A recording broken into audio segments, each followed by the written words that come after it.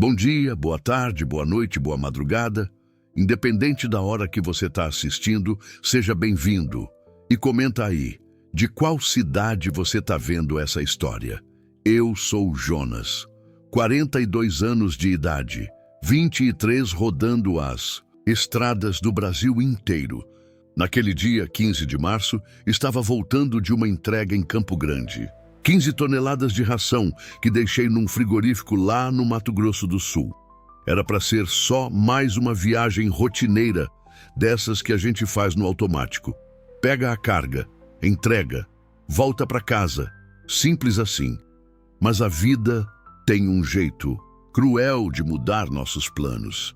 A chuva começou forte na altura de Rondonópolis. Primeiro foram só algumas gotas grossas no para-brisa. Depois virou uma cortina d'água que parecia não ter fim. Quando cheguei na BR-364, próximo a Jataí, interior de Goiás, parecia que o céu tinha se aberto de vez. O limpador mal dava conta da enxurrada que descia. Eu dirigia devagar, com as duas mãos firmes no volante. 23 anos de estrada te ensina a respeitar a chuva.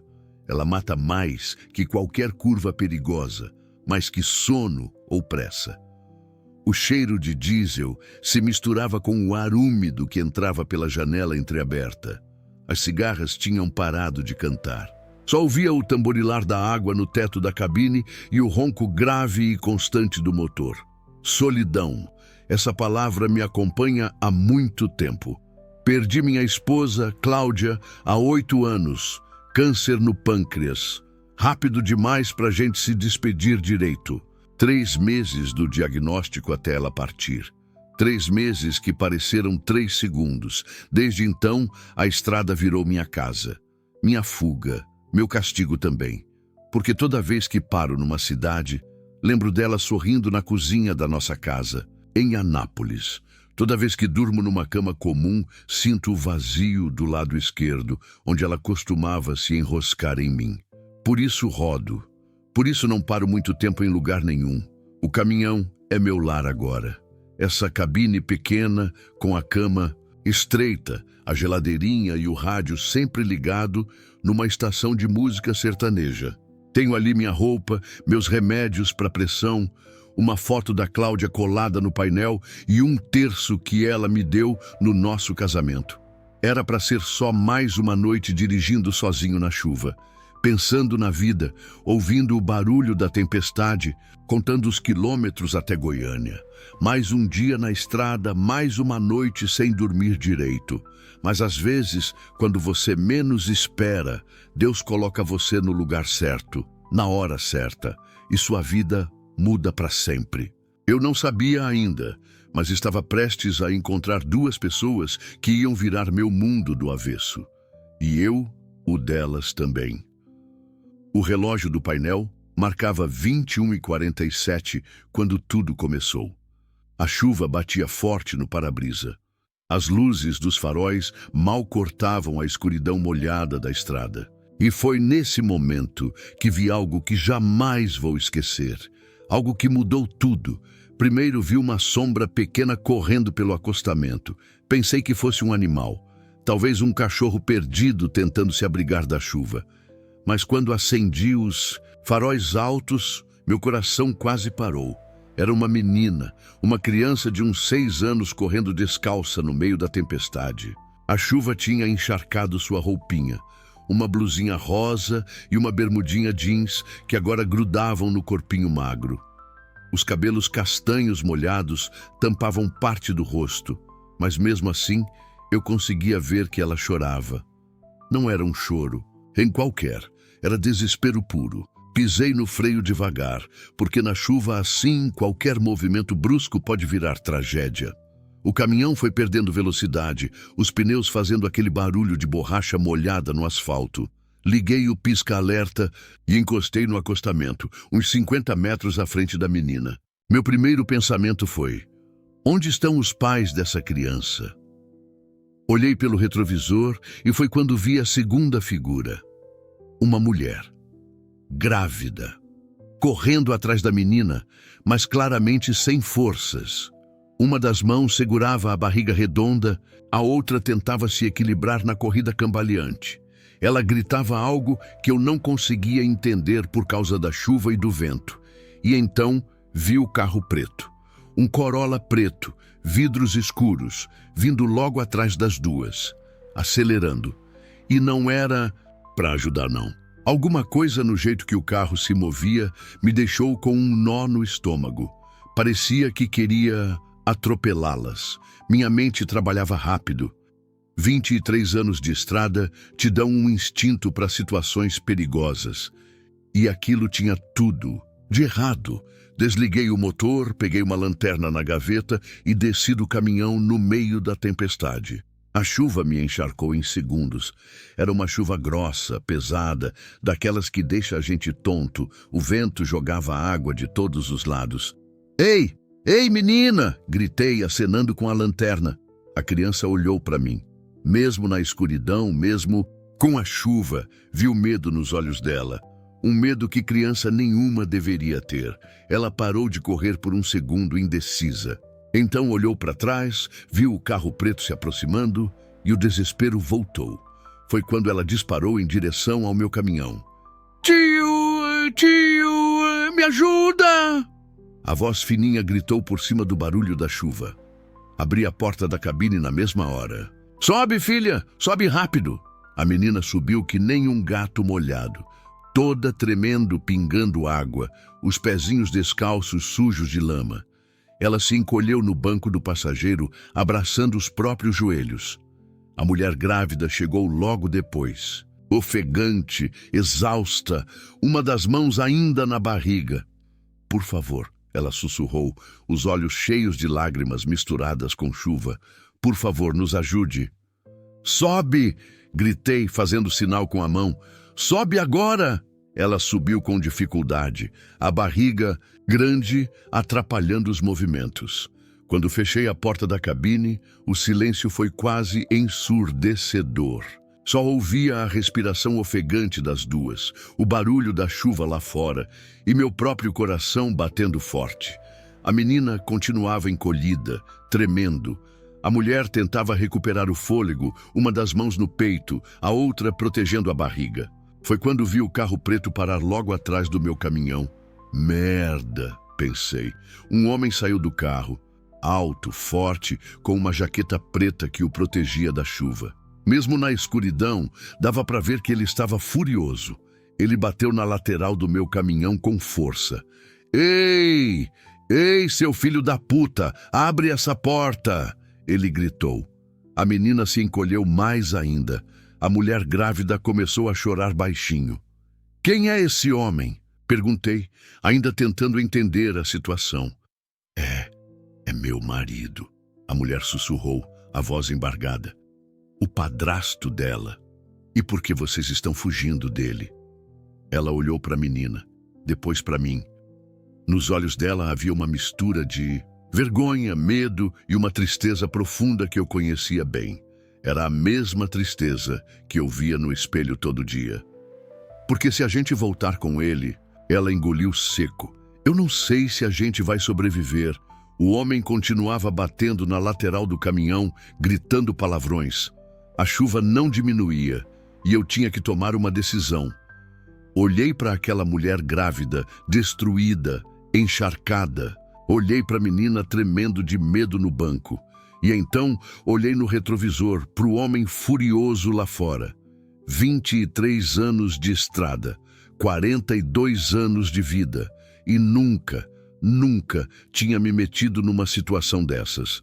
Mas alguma coisa dentro de mim, alguma coisa que talvez a Cláudia tivesse deixado plantada no meu coração, me dizia que eu não podia abandonar aquelas duas. Não podia fingir que não tinha visto nada. Não podia seguir viagem como se nada tivesse acontecido. Liguei o motor do caminhão. As duas me olharam assustadas. Segurem firme, falei. A gente vai sair daqui. E pisei no acelerador.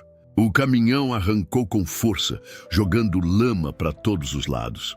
Pelo retrovisor, vi o homem do carro preto correndo atrás, gritando algo que eu não conseguia ouvir por causa do motor. Mas não me importava. Meu foco agora era tirar aquelas duas de lá. Para onde eu vou? Perguntei, acelerando na estrada molhada. A mulher grávida limpou as lágrimas dos olhos com as costas da mão. Não sei, longe daqui, só longe daqui. A menina continuava encolhida no banco, mas agora me olhava com uma mistura de medo e esperança. Era um olhar que partia o coração, como se ela tivesse visto coisa demais para a idade que tinha. Como é seu nome, filha? Perguntei baixinho, tentando acalmá-la. Lara, ela sussurrou. Lara, nome bonito. Sorri para ela pelo retrovisor. E você, senhora? Michele. Meu nome é Michele. Pelo retrovisor, vi os faróis do carro preto nos seguindo. O desgraçado não tinha desistido. Na verdade, parecia que estava ganhando velocidade, tentando nos alcançar. Ele está vindo atrás, avisei. Michele se virou para olhar e seu rosto ficou ainda mais pálido. Meu Deus, ele não vai desistir nunca. Quem é esse homem? Seu marido, você disse? Ela balançou a cabeça, as mãos tremendo. Eduardo. Gente, a gente se casou faz 2 anos, depois que meu primeiro marido morreu. Olhei para Lara pelo retrovisor. A menina tinha abaixado a cabeça como se não quisesse ouvir. E o pai da Lara? Morreu num acidente de trabalho quando ela tinha 3 anos, Eduardo. Ele parecia um homem bom no começo, carinhoso comigo, gentil com a Lara, mas depois do casamento, sua voz falhou. O carro preto tinha se aproximado mais, muito mais. Podia ver Eduardo no volante, o rosto contorcido de raiva. Ele acelerou e tentou uma ultrapassagem pela esquerda. Filho da puta, murmurei entre os dentes. Pisei mais fundo no acelerador. O caminhão respondeu bem, ganhando velocidade na estrada molhada. Mas eu sabia que numa reta ele podia me alcançar. Precisava ganhar tempo, encontrar uma saída. Michele, me fala uma coisa. Por que vocês saíram correndo na chuva? O que aconteceu? Hoje? Ela olhou para Lara, que continuava quietinha, e respirou fundo antes de responder. Ontem à noite, a Lara chegou no meu quarto. Ela estava tremendo, chorando. Disse que o Eduardo tinha... Ela parou, engoliu seco. Tinha tocado nela de um jeito que não devia. Sentiu uma raiva subir pela garganta. Tipo de raiva que faz um homem fazer besteira. Meu Deus! E não foi a primeira vez. Ela tinha medo de contar porque ele disse que ia me machucar se ela falasse alguma coisa. As lágrimas desciam pelo rosto da Michele. Minha filha, de 6 anos protegendo a mãe. Lara se mexeu no banco e falou baixinho. Mamãe, eu falei para você que preferia morrer na estrada do que voltar para casa. Essas palavras me gelaram. Uma criança de 6 anos falando em morrer. Que tipo de monstro? Faz isso com uma criança? Foi por isso que vocês fugiram? A gente saiu de madrugada. Peguei só uma muda de roupa para cada uma. Um pouco de dinheiro que eu tinha escondido e saímos andando. Não tínhamos carro, não tínhamos para onde ir. Só queríamos sair daquela casa. O carro preto tentou outra ultrapassagem. Dessa vez, pela direita. Eduardo buzinava sem parar, fazendo sinais para eu encostar. Mas eu não ia parar. Não com essas duas no meu caminhão. Ele descobriu que vocês tinham fugido? Deve ter descoberto de manhã cedo. Passou o dia todo procurando pela cidade. Então, ela tremeu. Então nos viu andando na estrada perto do trevo de Jataí. Começou a gritar, a acelerar o carro na nossa direção. A Lara ficou apavorada e saiu correndo. Agora eu entendia a cena que tinha presenciado. Uma mãe desesperada protegendo a filha. Uma criança correndo por sua vida. E o monstro perseguindo as duas na chuva. Eduardo conseguiu ficar lado a lado comigo. Ele buzinava, fazia gestos com a mão, gritava alguma coisa. Pela janela entreaberta, consegui ouvir. Para essa merda, essa mulher é minha esposa, essa menina é minha enteada. É sua enteada mesmo?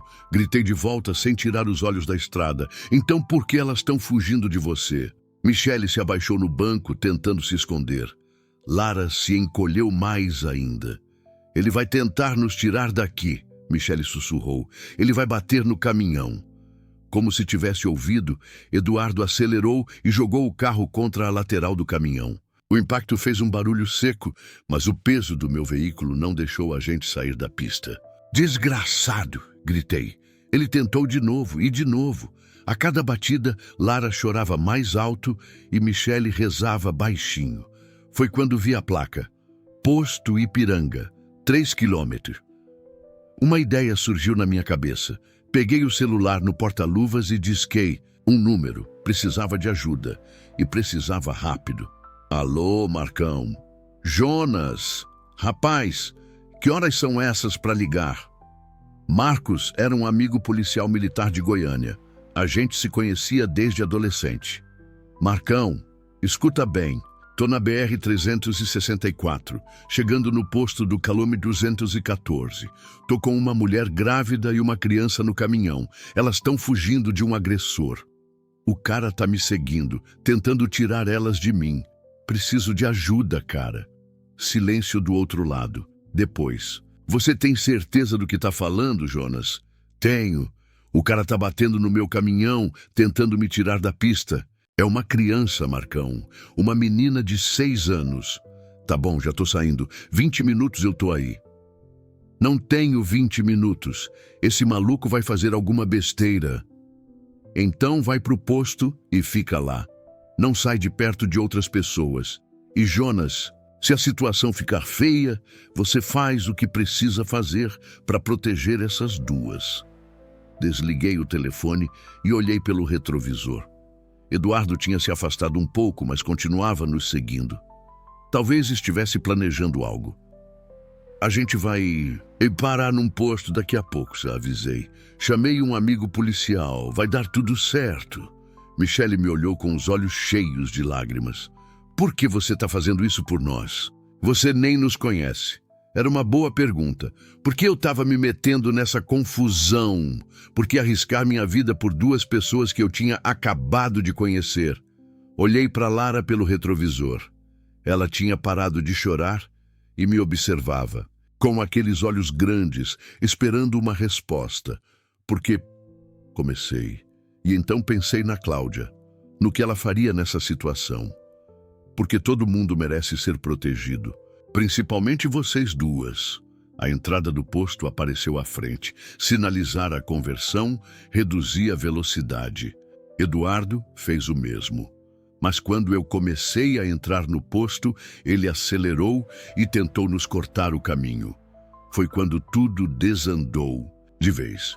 Eduardo acelerou o Corolla e jogou o carro na frente do meu caminhão, tentando me impedir de entrar no posto. Mas ele calculou mal. A pista estava molhada, ele estava nervoso e o carro derrapou. Vi tudo em câmera lenta.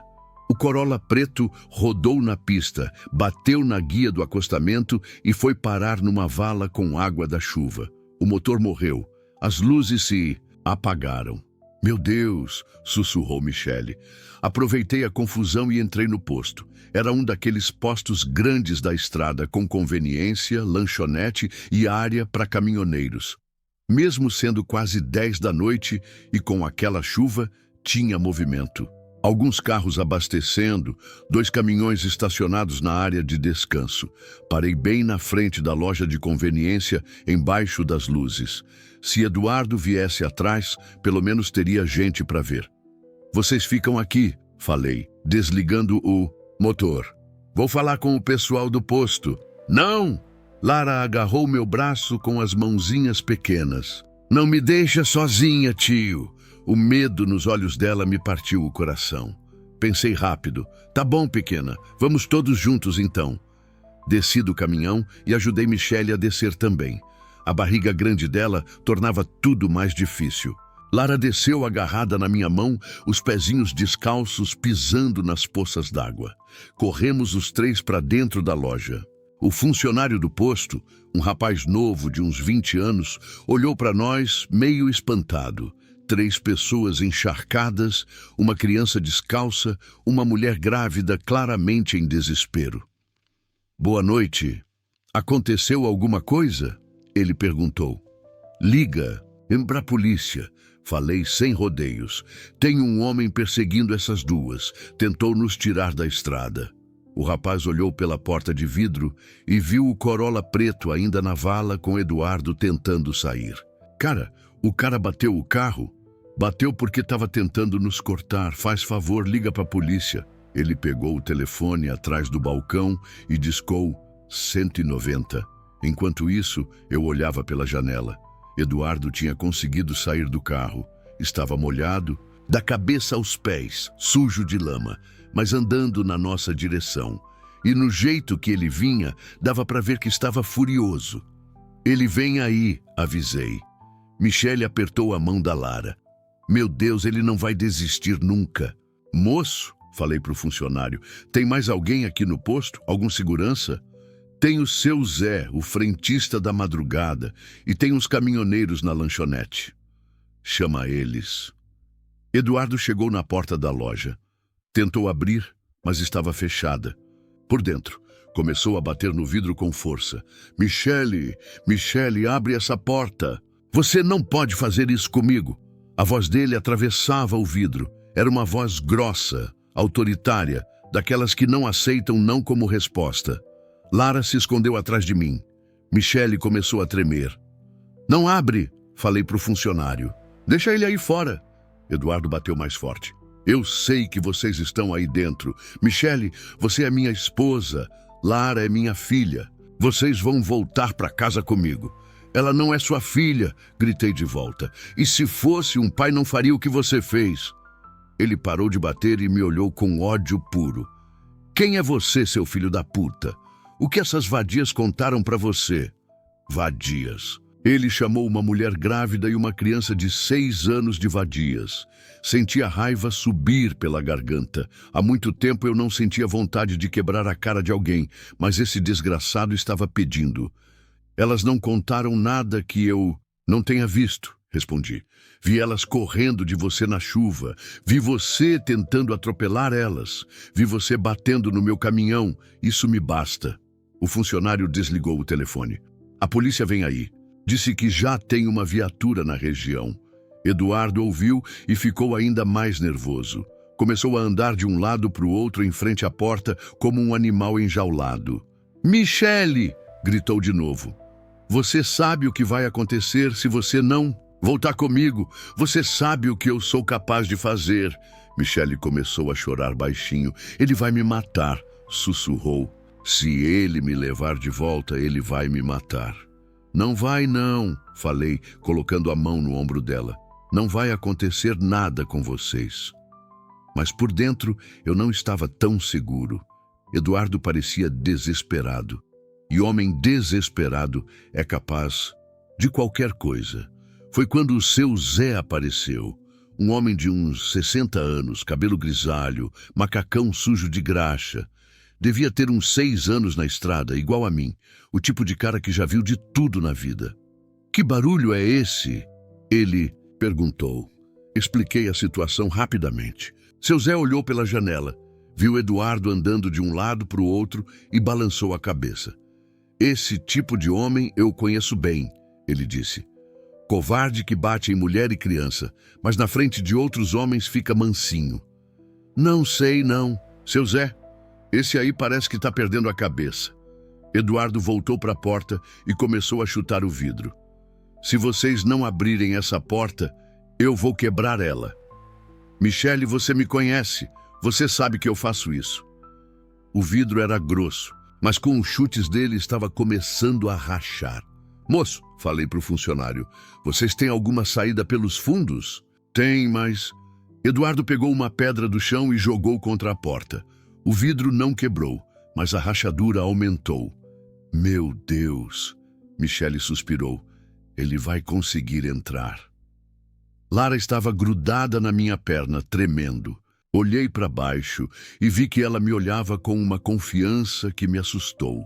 Como se soubesse que eu ia proteger ela, custasse o que custasse. E foi nesse momento que tomei uma decisão. Seu Zé, leva elas lá para trás. Tem algum lugar para elas se esconderem? Tem uma salinha nos fundos onde a gente guarda estoque. Leva elas para lá e o moço aí... Olhei para o funcionário. Você chama os caminhoneiros da lanchonete. Fala que tem um homem tentando agredir uma mulher grávida e uma criança. E você vai fazer o quê? Perguntou Michele. Olhei para... a porta, onde Eduardo continuava tentando quebrar o vidro. Vou conversar com ele. Jonas, não! Michele agarrou meu braço. Ele é perigoso. Ele pode te machucar. Pode, mas não vai machucar vocês. Seu Zé levou Michele e Lara para o fundo da loja. Antes de ir, Lara se virou para mim. Tio Jonas, fala pequena. Você não vai embora sem a gente, né? Ajoelhei na altura dela e segurei suas mãozinhas pequenas. Não vou embora sem vocês. Prometo. Ela me deu um abraço rápido e foi com seu Zé. O funcionário saiu correndo para chamar os caminhoneiros e eu fiquei sozinho, olhando para a porta, onde Eduardo continuava tentando entrar. Respirei fundo. Fazia muito tempo que eu não me metia numa briga. Desde a morte da Cláudia, eu evitava qualquer tipo de confusão. Mas hoje eu tinha 2 pessoas para proteger. Abri a porta da loja. Eduardo parou na mesma hora, surpreso por eu ter saído. Então, falei ficando entre ele e a porta. Vamos conversar como homens. Eduardo me encarou por alguns segundos, pingando água da cabeça aos pés. A lama sujava sua roupa, o cabelo estava despenteado e nos olhos dele havia uma mistura de raiva e algo que eu demorei para identificar. Desespero, o desespero de um homem que estava perdendo o controle da situação. Sai da frente, ele disse, a voz baixa, mas ameaçadora. Isso não é problema seu. Virou problema meu no momento que você tentou me tirar da estrada. A chuva continuava caindo forte. O barulho da água batendo no teto do posto se misturava, com o som distante de outros carros passando na rodovia. A luz amarelada dos postes criava um círculo de claridade em volta da gente, mas além disso, era só escuridão. Eduardo deu um passo na minha direção. Era alto, devia ter uns 1,80 m, mais ou menos da minha altura. Mas eu tinha 23 anos de estrada. 23 anos carregando peso, trocando pneu na beira da estrada, lidando com todo tipo de gente. Meu corpo não era mais o de um jovem, mas ainda tinha força. Você não sabe de nada, ele falou, apontando o dedo na minha cara. Não sabe o que eu passei com essa mulher. Não sabe o que ela é capaz de fazer. Sei que ela está grávida. Sei que tem uma criança de 6 anos com ela. E sei que as 2 estavam correndo de você na chuva, com medo de morrer. A Michele é minha esposa. A voz dele subiu de tom. A Lara é minha enteada. Elas são minha família. Família não foge de família, rapaz. Ele riu. Um riso amargo, sem humor nenhum. Você não entende. A Michele me traiu. Ela estava se encontrando com outro homem pelas costas. E a menina... Ele parou, os olhos brilhando de raiva. A menina mente, inventa história, fala coisa que não aconteceu. Senti um nó na garganta. O desgraçado estava tentando justificar o injustificável. Que tipo de mentira uma criança de 6 anos inventa, Eduardo? Mentira de criança mimada. Ela não gosta de mim desde que eu casei com a mãe dela. Qualquer coisa que eu faço, ela distorce, aumenta, inventa coisa. Inventa o quê, especificamente? Ele hesitou. Por um momento vi algo passar pelos olhos dele. Culpa, talvez. Ou medo de ser descoberto. Isso não interessa. O que interessa é que elas são minhas e vão voltar comigo. Foi nesse momento que os caminhoneiros apareceram. 3 homens, todos na faixa dos 40, 50 anos, gente da estrada como eu. O tipo de pessoa que não fecha os olhos para a injustiça. Qual o problema aqui? Perguntou um deles, um moreno forte com barba grisalha. Nenhum problema, Eduardo respondeu rápido. Só um mal-entendido familiar. Mal-entendido que deixa mulher. Grávida e criança correndo na chuva? Retruquei. Os 3 caminhoneiros se posicionaram ao meu lado. Não disseram nada, mas a mensagem estava clara. Eduardo agora estava em desvantagem numérica. Ele percebeu isso e mudou de estratégia. Olha, disse, tentando parecer mais calmo. Eu entendo que vocês querem ajudar, mas isso é um problema de família. A Michelle é minha esposa. A gente teve uma discussão. Ela saiu de casa nervosa, mas agora precisa voltar. Ela está grávida, não pode ficar na chuva. Era um discurso ensaiado. O tipo de conversa que homem assim faz toda vez que é confrontado. Minimiza, justifica, culpa a vítima. Se ela é sua esposa e você se importa com ela, falei, por que não pergunta para ela o que ela quer fazer? Por que não deixa ela decidir? Porque ela está confusa, grávida, hormônios alterados, influenciada por outras pessoas. Ele me olhou com raiva. Influenciada por você. Eu conheci ela há 1 hora atrás. Então por que se mete na nossa vida? Era uma pergunta que eu mesmo tinha feito algumas vezes desde que tudo começou.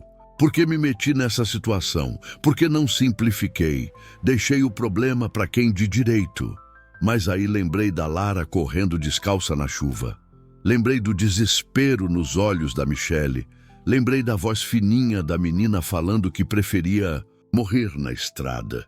Porque tem coisas que são maiores que nossas próprias vidas, respondi. E proteger uma criança é uma delas. Eduardo ficou vermelho de raiva. Criança? Você acha que sabe alguma coisa sobre criança? Eu cuido da Lara há 2 anos, dou casa, comida, roupa, escola. E como ela me agradece? Inventando mentira, criando caso. Que mentira, Eduardo, insisti. Que mentira uma criança de 6 anos inventa sobre um padrasto? Ele abriu a boca para responder, mas parou. Olhou para os caminhoneiros, para mim, para o funcionário do posto que tinha aparecido na porta. Percebeu que qualquer coisa que falasse agora podia ser usada contra ele. Vocês não sabem de nada, murmurou. Foi quando ouvimos o som da sirene ao longe. O rosto do Eduardo mudou na mesma hora. O pouco de controle que ele ainda mantinha desapareceu. Ele olhou para a direção da sirene, depois para mim, depois para os outros homens. Vocês chamaram a polícia? Claro que chamamos, falou o caminhoneiro, da barba grisalha. Homem que persegue mulher grávida na estrada tem que responder na justiça. Eduardo entrou em pânico. Começou a andar de um lado para o outro, as mãos no cabelo. Vocês não entendem. Se a polícia chegar, se abrirem investigação, eu posso perder meu emprego, posso perder tudo. Deveria ter pensado nisso antes, falei.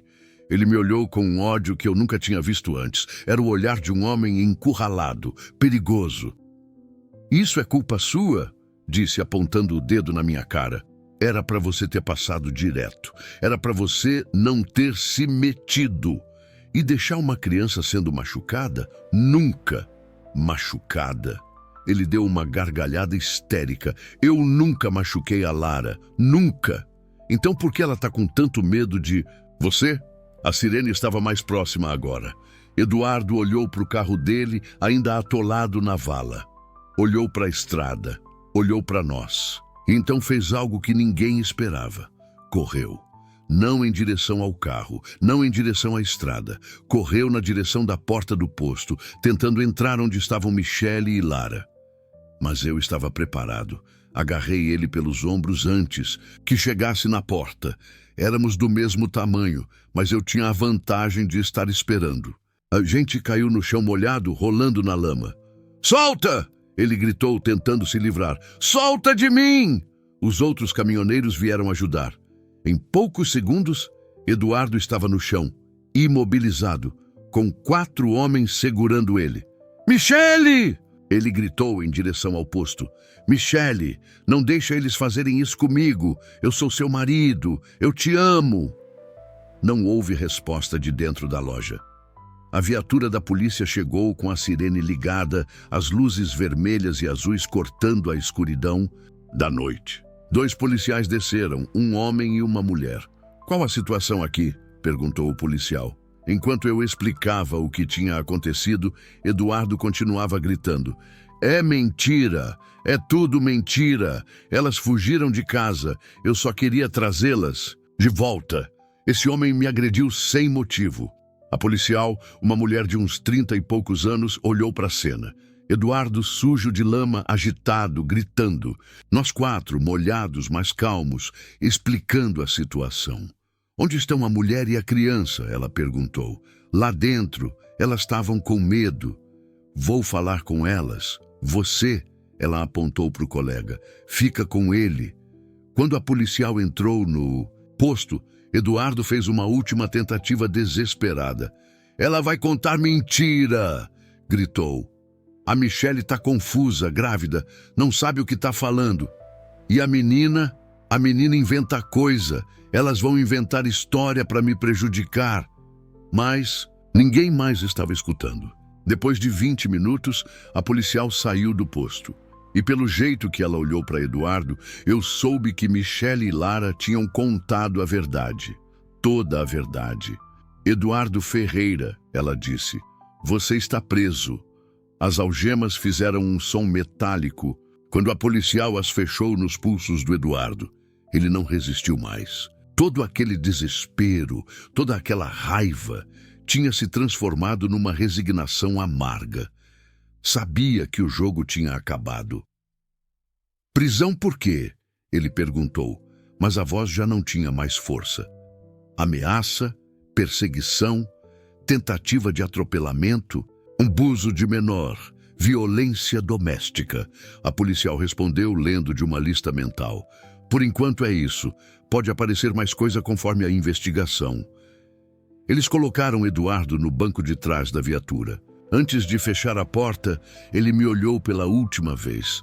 Não era mais o olhar de ódio de antes. Era o olhar de um homem que sabia que sua vida tinha acabado naquela noite. Você destruiu minha família, ele disse baixinho. Não, respondi. Você que destruiu. A viatura saiu com Eduardo. O barulho da sirene foi diminuindo até sumir na distância. A chuva também estava diminuindo, virando uma garoa fina. O silêncio da madrugada voltou, quebrado apenas pelo som dos carros passando na rodovia. Os caminhoneiros se despediram e voltaram para a lanchonete. Seu Zé acendeu um cigarro e balançou a cabeça. 20 anos trabalhando nesse posto, ele disse. Já vi muita coisa feia, mas homem que mexe com criança, isso aí não tem perdão de Deus. Concordei em silêncio. Ainda estava processando tudo o que tinha acontecido nas últimas 2 horas. Parecia um sonho ruim, ou talvez um pesadelo que finalmente tinha acabado. A policial que tinha ficado, Sargento Beatriz, segundo o crachá, saiu do posto, acompanhada por Michele e Lara. Michele carregava Lara no colo. A menina tinha adormecido, o rostinho encostado no ombro da mãe. Mesmo dormindo, suas mãozinhas agarravam a blusa da Michele com força, como se tivesse medo de ser separada dela. Como elas estão? Perguntei. Chocadas, mas fisicamente bem, a sargento respondeu. A criança vai precisar fazer exames, e as duas vão ter que prestar depoimento oficial amanhã. Mas o pior já passou. Michele se aproximou de mim. Os olhos estavam vermelhos de tanto chorar, mas havia algo diferente neles agora. Alívio, esperança. Jonas, ela disse, a voz embargada, eu não sei como agradecer o que você fez por nós. Não precisa agradecer nada. Preciso sim. Você salvou nossa vida. Se você não tivesse parado... Ela não conseguiu terminar a frase. Olhei para Lara dormindo no colo da mãe. Mesmo no sono, seu rostinho ainda mostrava marcas do medo que tinha passado. Mas estava em paz, estava segura. E agora? Perguntei. Vocês têm para onde ir? Michele abaixou a cabeça. Não temos.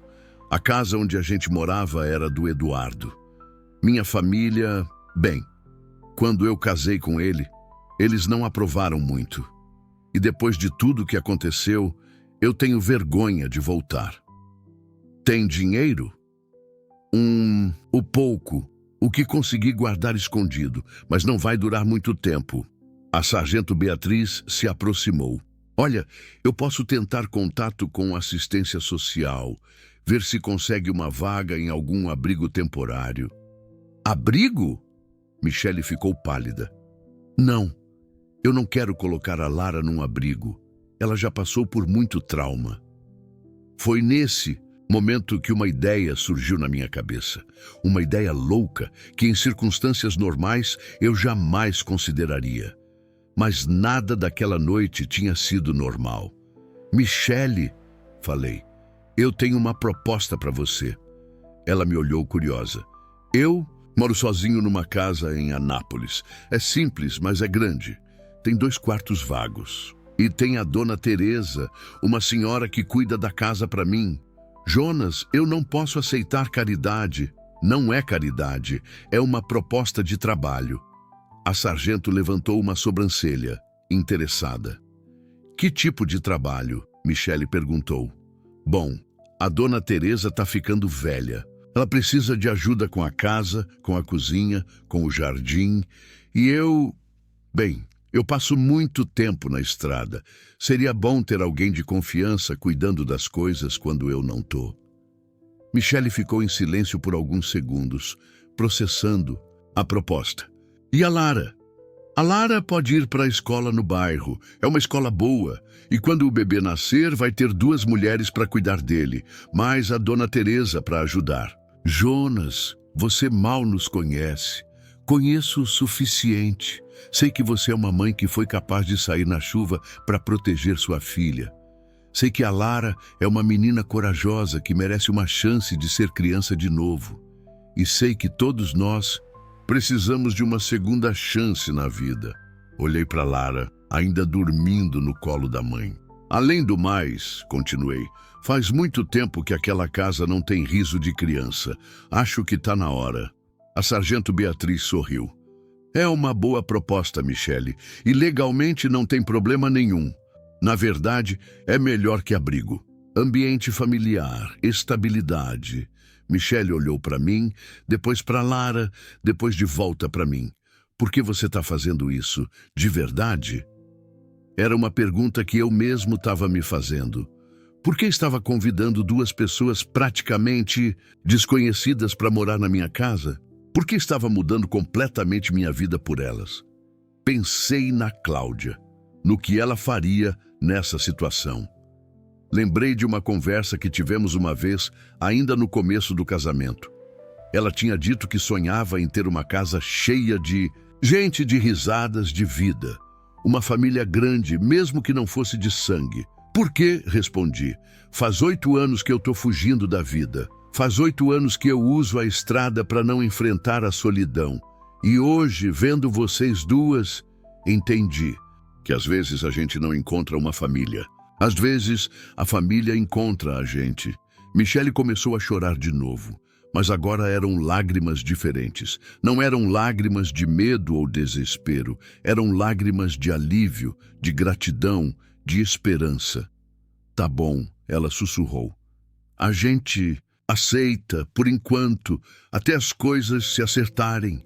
Por enquanto, concordei. Lara se mexeu no colo da mãe e abriu os olhos devagar. Olhou ao redor, confusa, até ver meu rosto. Então sorriu, um sorriso pequeno, cansado, mas real. Tio Jonas, ela disse com a voz rouca de sono. A gente vai para sua casa? Vão, se vocês quiserem. Eu quero. Tô cansada de correr. Senti um nó na garganta. Aquela criança que, algumas horas antes, estava correndo descalça na chuva com medo de morrer, agora falava em parar de correr, em ter um lar. A sargento Beatriz anotou meus dados, explicou os procedimentos legais que teríamos que seguir e nos deu um cartão com o número dela. Qualquer problema, qualquer coisa que precisarem, vocês me ligam, ela disse. E Michele, amanhã vocês vão ter que vir à delegacia para formalizar a denúncia. É importante para manter o Eduardo preso. Michele concordou. Quando a policial foi embora, ficamos os 3 sozinhos no posto. A chuva tinha parado completamente. O céu começava a clarear no horizonte. Era quase 5 da manhã. Bom, falei, acho que já passou da hora de sairmos daqui. Caminhamos em direção ao meu caminhão. Lara ia no meio, segurando uma mão minha e uma da Michele. Seus pezinhos ainda estavam descalços, mas agora ela não corria mais. Andava devagar, sem pressa, sem medo. Quando chegamos no caminhão, Ela parou e olhou para cima, para a cabine. Tio Jonas? Fala, pequena. Sua casa é longe? Umas 2 horas daqui. Ela pensou por alguns segundos. Tem quintal? Tem. Com árvores frutíferas, balança e até uma casinha de boneca que eu fiz para... Parei. Ia falar que tinha feito para uma filha que nunca tive. Que você fez para quem? Ela perguntou curiosa. Que eu fiz esperando alguém aparecer para brincar nela. Lara sorriu. O primeiro sorriso verdadeiro que vi no rosto dela. Então, eu apareci. Apareceu sim. Ajudei as duas a subir na cabine. Michele se acomodou no banco, Lara se enroscou ao lado dela e fechou os olhos novamente. Antes de ligar o motor, peguei uma manta que eu tinha ali e cobri as duas. Durmam, falei. Quando acordarem, a gente já vai estar em casa. Enquanto o caminhão ganhava na estrada, pensei em como a vida pode mudar em questão de horas. De manhã eu era um homem solitário, vazio, que usava a estrada para fugir da dor. Agora era... o que exatamente? Um protetor, um provedor, talvez até um pai. Olhei pelo retrovisor. Michele e Lara dormiam juntas, finalmente em paz. E pela primeira vez em 8 anos, eu não estava dirigindo para fugir de alguma coisa. Estava dirigindo para casa, para nossa casa. O sol nasceu durante a viagem. Primeiro foi só uma claridade fraca no horizonte, depois uma faixa dourada cortando o céu cinzento. Quando passamos pelo trevo de Anápolis, os primeiros raios de sol entravam pela janela da cabine, aquecendo suavemente o rosto de Lara e Michele, que ainda dormiam. Eu dirigia em silêncio, pensando. 8 anos atrás, quando perdi a Cláudia, pensei que minha vida tinha acabado, que nunca mais ia sentir aquela sensação de ter algo pelo que viver além de mim mesmo. E agora eu tinha 2 pessoas dormindo no meu caminhão. 2 pessoas que, em questão de horas, tinham se tornado minha responsabilidade. Minha família. A palavra ainda soava estranha na minha cabeça. Família. Saí da rodovia e entrei nas ruas da cidade. Anápolis acordava. Devagar. Algumas padarias já estavam abertas. O movimento ainda pequeno. Trabalho de uma vida inteira morando ali, mas naquele momento parecia que eu estava vendo tudo pela primeira vez. A casa ficava num bairro residencial, numa rua tranquila com árvores nas calçadas. Era uma casa simples de 3 quartos, com um quintal grande nos fundos. Tinha sido meu presente de casamento para Cláudia. A gente tinha planos de encher aquela casa de filhos, de risadas, de vida. Nunca aconteceu, e depois que ela morreu, a casa virou só um lugar para eu guardar minhas coisas enquanto rodava o país. Estacionei o caminhão na frente do portão. Michele abriu os olhos devagar, ainda sonolenta. Chegamos? Ela perguntou baixinho para não acordar Lara. Chegamos. Bem-vindas ao lar. Ela olhou pela janela e viu a casa. Era uma casa comum, de classe média, mas bem cuidada. Dona Teresa sempre mantinha o jardim da frente impecável, com suas roseiras e suas plantas. É bonita, Michele disse. Parece um lar de verdade. É o que eu espero que seja para vocês. Desci do caminhão e fui abrir o portão. A chave estava no mesmo lugar de sempre, embaixo do vaso da samambaia. Dona Teresa tinha mania de esconder chave. Dizia que bandido não ia procurar no meio das plantas. O barulho do portão acordou Lara. Ela se espreguiçou, abriu os olhinhos e olhou pela janela. Uau! Foi a primeira coisa que ela disse. Tem balança. No quintal, pendurada numa mangueira velha, tinha uma balança de madeira que eu mesmo tinha, feito anos atrás. Na época não sabia muito bem por que estava fazendo. Agora sabia. Ajudei as duas a descer do caminhão.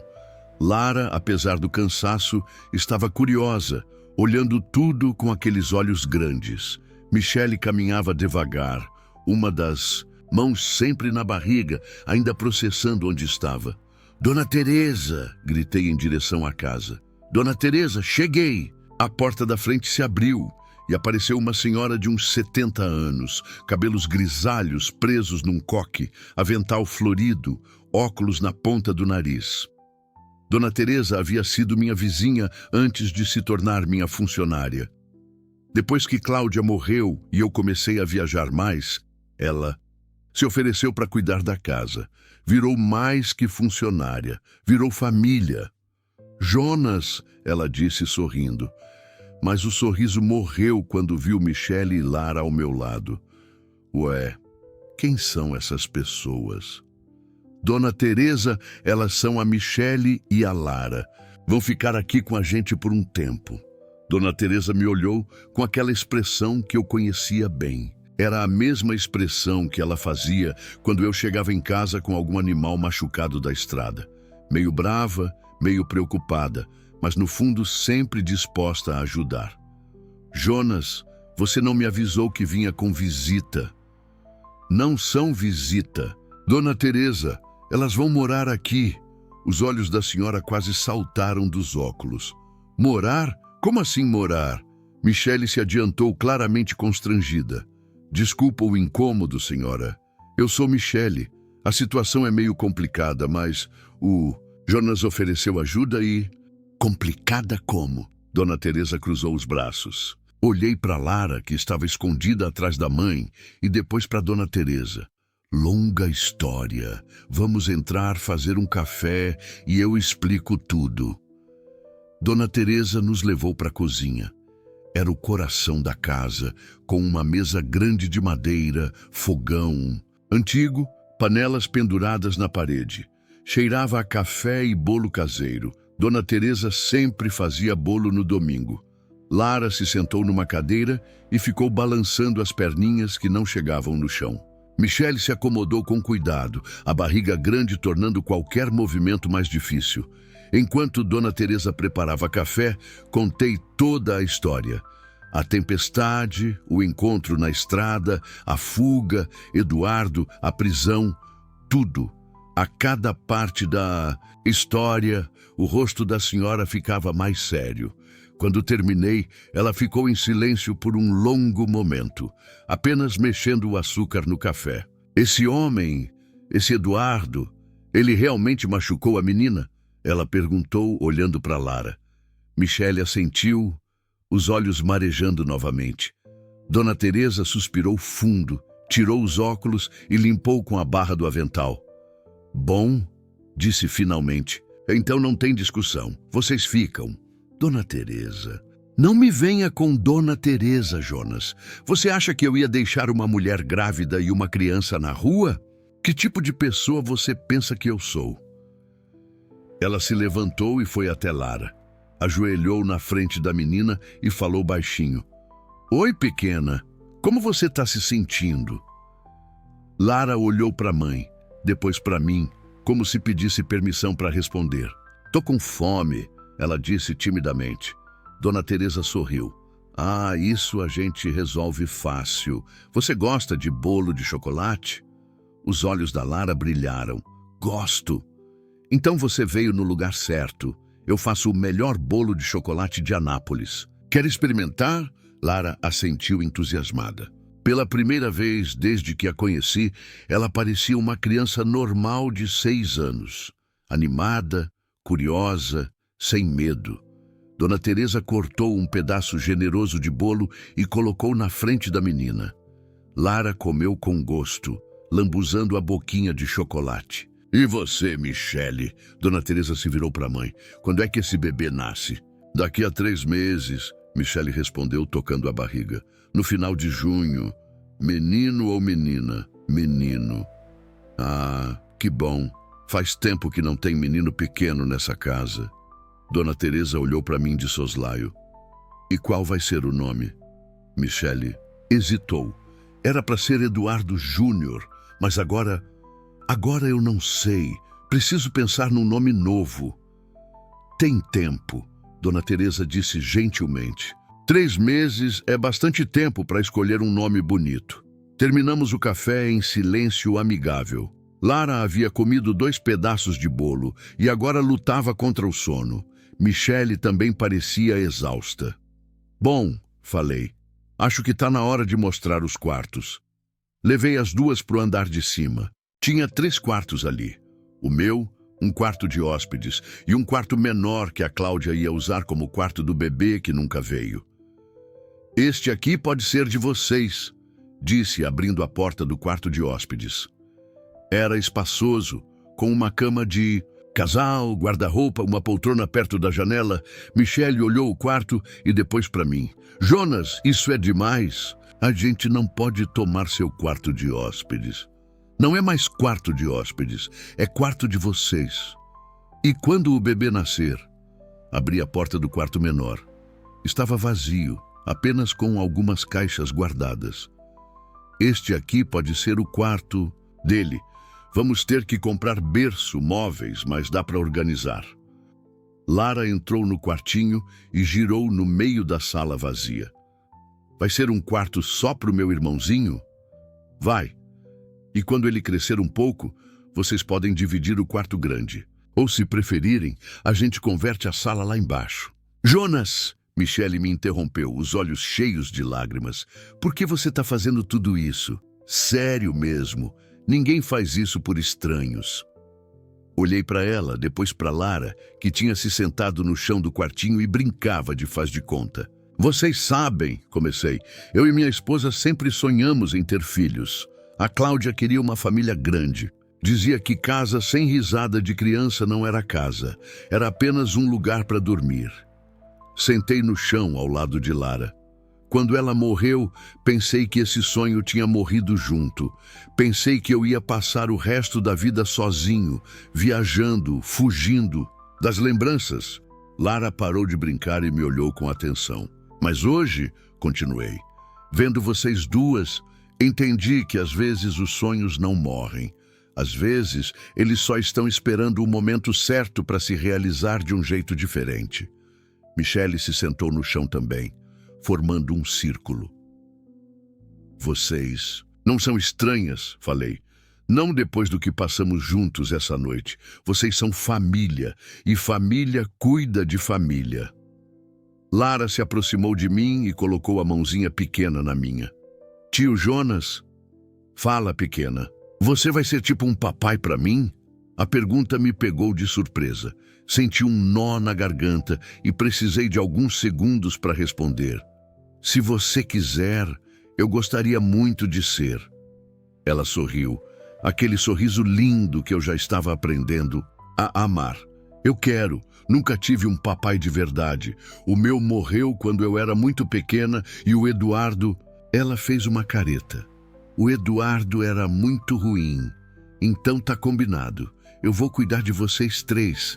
Da sua mãe, de você e do seu irmãozinho quando ele nascer. Michele estava chorando, mas eram lágrimas de felicidade.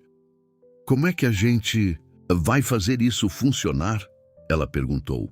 Como é que vai ser nossa vida a partir de agora? Vamos descobrir juntos, respondi. Mas uma coisa eu posso prometer.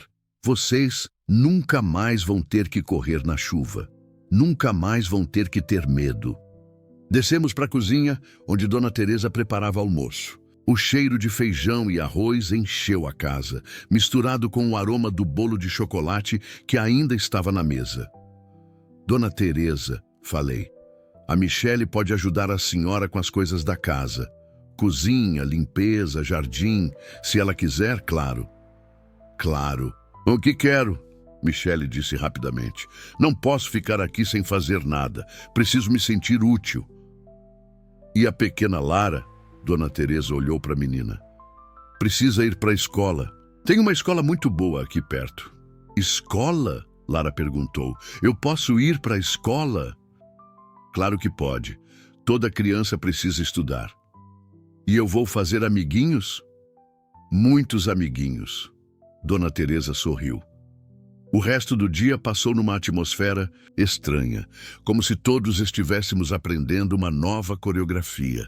Michele ajudou na cozinha, contou um pouco mais de sua história para Dona Teresa. Lara explorou a casa, brincou no quintal, testou a balança. No final da tarde, Michele e eu fomos à delegacia prestar depoimento.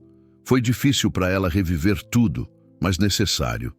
Eduardo continuava preso e provavelmente ficaria muito tempo. Quando voltamos, encontramos Lara no quintal com Dona Teresa regando as plantas. Mamãe! Ela correu em direção a Michele. A Dona Teresa me ensinou a cuidar das flores. E ela disse que se eu cuidar bem, elas vão crescer bonitas. É verdade, pequena. Se a gente cuidar com carinho, as coisas crescem. Naquela noite, depois do jantar, ficamos todos na sala conversando. Lara se enroscou no sofá entre mim e a mãe finalmente relaxada. Michele acariciava a barriga redonda, fazendo planos para o futuro. Jonas, ela disse, eu ainda não acredito que isso tudo está acontecendo. Ontem de manhã eu achava que não ia sobreviver. E agora? E agora vocês? Tenho um lar, completei. Tio Jonas, Lara disse, a voz já pesada de sono. Posso te fazer uma pergunta? Claro. Você acha que minha tia Cláudia ia gostar da gente? Meu coração apertou. Era a primeira vez que alguém se referia a Cláudia como tia Cláudia. Ia amar vocês, respondi, a voz embargada. Ela sempre sonhou com uma família grande, sempre disse que amor não tem limite. Então ela está feliz lá no céu? Tenho certeza que sim. Lara sorriu e fechou os olhos. 3 meses depois, numa manhã de junho, Michele entrou em trabalho de parto.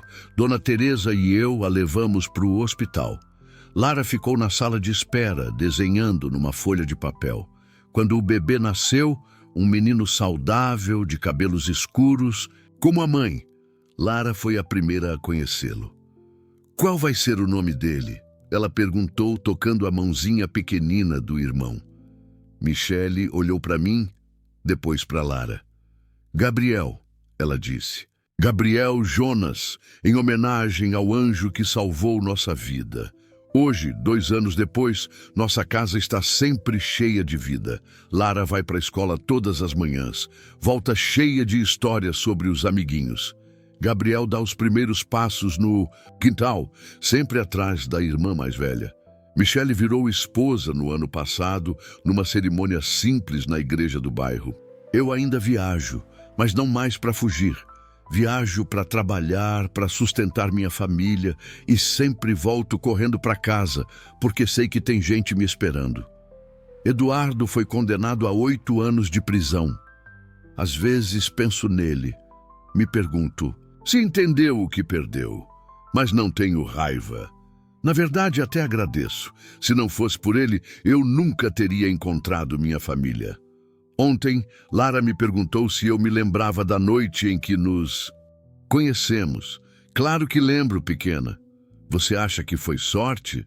Olhei para ela, depois para Michele amamentando Gabriel na varanda, depois para Dona Teresa podando suas roseiras.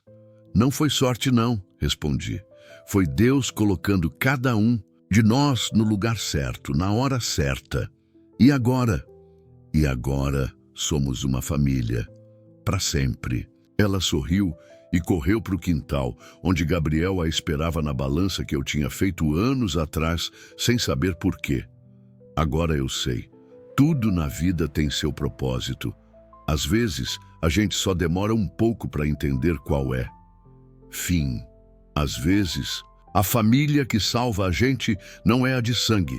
É a que nos acolhe quando mais precisamos.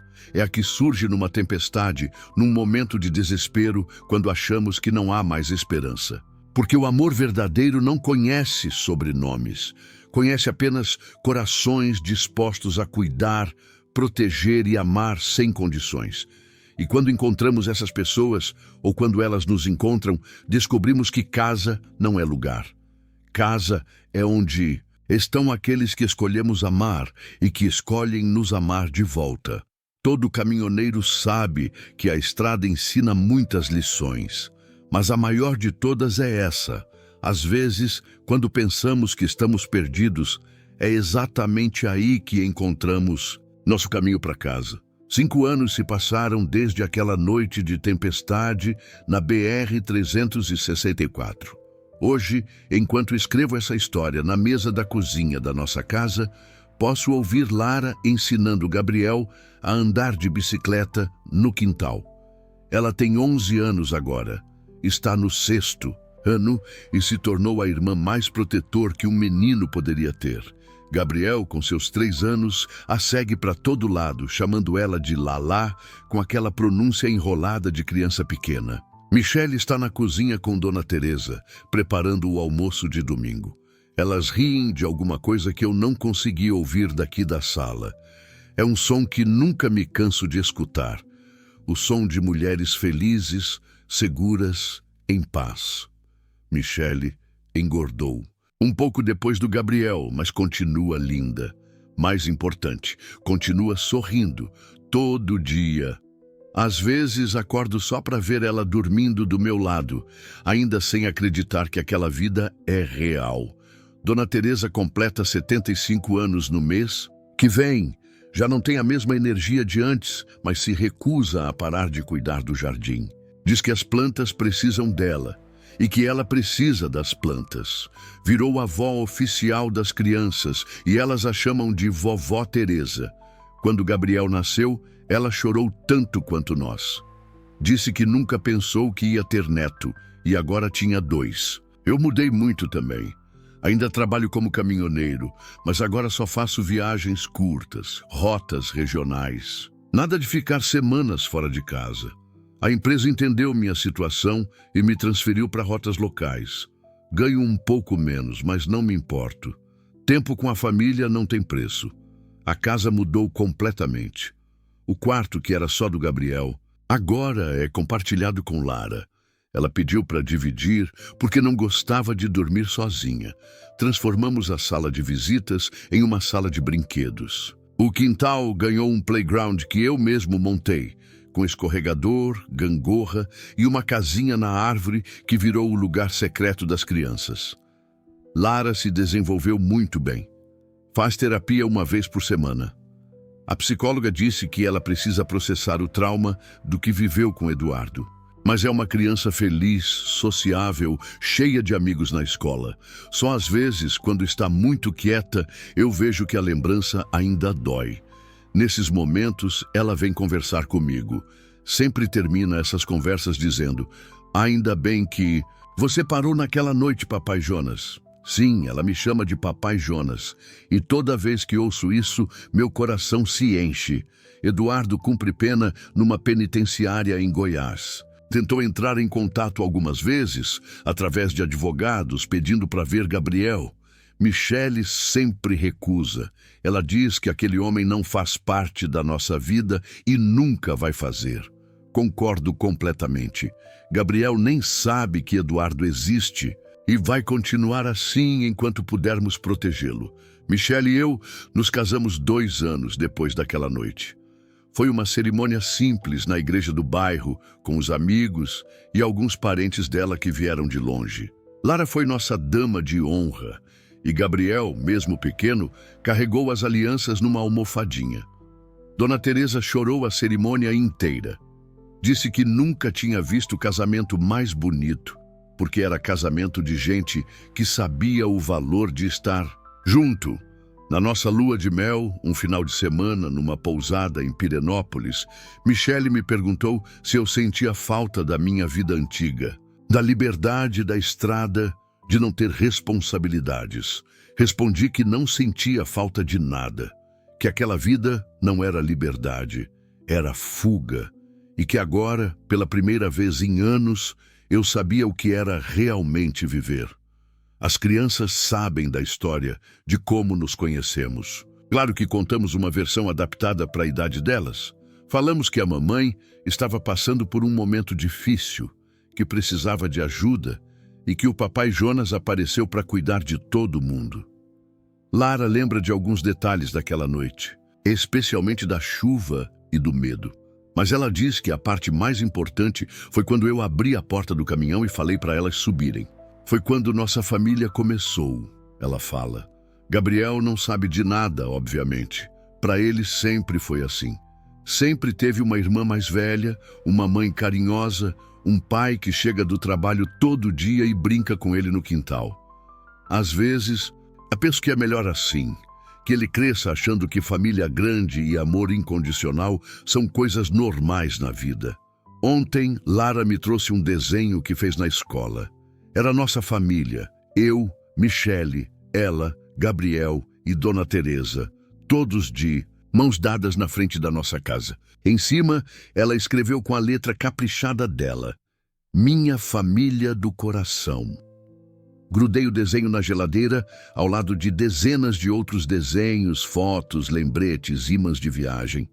A geladeira de uma família de verdade. Não posso dizer que nossa vida é perfeita. Gabriel está numa fase terrível, de birra e teimosia. Lara às vezes fica rebelde, típico de pré-adolescente. Michele se preocupa demais com tudo. E eu ainda tenho momentos de insegurança, me perguntando se estou sendo um bom pai.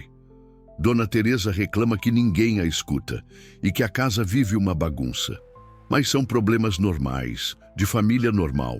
E mesmo nos momentos difíceis, a gente se ama. Tem uma coisa que nunca contei para ninguém. Às vezes, dirigindo na estrada, passo pelo local onde encontrei Michele e Lara naquela noite. É uma curva comum, nada de especial. Mas toda vez que passo ali, diminuo a velocidade e olho para o acostamento. E juro que posso sentir a presença da Cláudia comigo naquele momento. Como se ela estivesse sorrindo, aprovando as escolhas que fiz. Como se estivesse feliz porque finalmente nossa casa se encheu de vida, do jeito que ela sempre sonhou. Michele disse uma vez que acredita que a Cláudia enviou ela e as crianças para mim, que foi um presente dela, lá do céu. Não sei se acredito nessas coisas, mas gosto de pensar que é verdade. Gosto de pensar que o amor da Cláudia foi tão grande que conseguiu atravessar a morte e me dar uma segunda chance de ser feliz. Semana passada, Gabriel estava brincando no quintal quando achou uma foto da Cláudia que tinha caído atrás do sofá. Era uma foto nossa, do nosso casamento. Ele trouxe para mim e perguntou quem era a moça bonita. Expliquei que era a tia, Cláudia, uma pessoa muito especial que tinha ido morar no céu antes dele nascer. Ele ficou olhando a foto por um tempo, depois disse: Ela parece que é legal. Aposto que ela gostaria de mim. Tive que sair da sala porque não consegui segurar as lágrimas. É isso. Essa é nossa história. A história de como um caminhoneiro solitário encontrou sua família numa noite de tempestade. A história de como uma mulher em fuga encontrou um lar. A história de como uma criança traumatizada voltou a sorrir. A história de como um bebê nasceu cercado de amor. Mas principalmente é a história de como descobrimos que família não é só quem nasce conosco. É quem escolhe ficar, é quem nos acolhe na tempestade, é quem divide o pão e multiplica o amor, é quem transforma uma casa vazia num lar cheio de vida. E se você está lendo isso e passando por alguma dificuldade, se está perdido na sua própria tempestade, lembre-se, às vezes, quando a vida parece mais escura, é porque está prestes a amanhecer. Às vezes, quando pensamos que estamos sozinhos, é porque nossa família está chegando. Às vezes, quando achamos que nossa história acabou, é porque um novo capítulo está começando. Continue dirigindo. Continue acreditando. Continue sendo a pessoa que para ajudar quando vê alguém precisando. Porque você nunca sabe quando vai ser sua vez de salvar alguém, ou quando alguém vai aparecer para salvar você.